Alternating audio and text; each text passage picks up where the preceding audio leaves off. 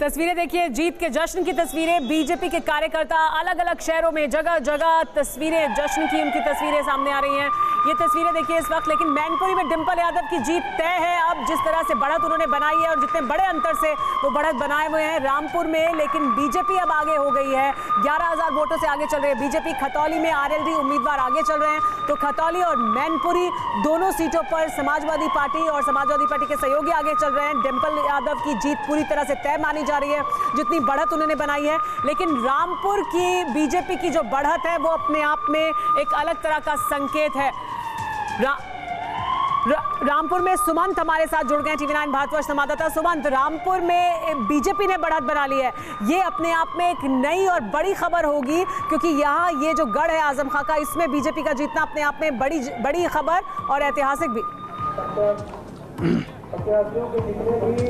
बिल्कुल बिल्कुल, देखिए 20वें राउंड तक ये सामने सबसे पहले मैं तस्वीर दिखाऊंगा। ये देखिए, ये काउंटिंग सेंटर है और यहीं से सारी जानकारी छन के बाहर आ रही है।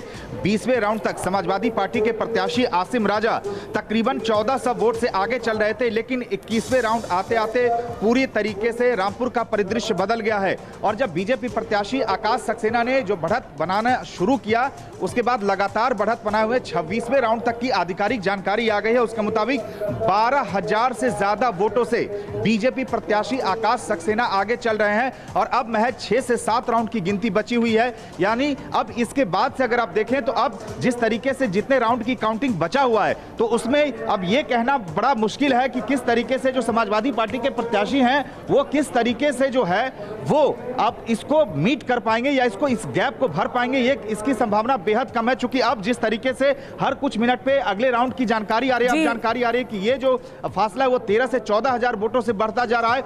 यानी ये बहुत बड़ी खबर है, क्योंकि सुबह से ये लग रहा था कि सपा किस तरीके से बिल्कुल सुमंत, बड़ी खबर है क्योंकि ये समाजवादी पार्टी का गढ़ रहा है। आजम खां के वर्चस्व का सवाल है, उनकी साख की सीट है ये, लेकिन यहाँ पर बीजेपी के जो उम्मीदवार हैं वो बड़ी बढ़त बना चुके हैं और अब बहुत कम राउंड बचे हैं। यानी उस अंतर को अब पाट पाना मुश्किल दिखाई दे रहा है। वोट प्रतिशत भी बहुत कम रहा है।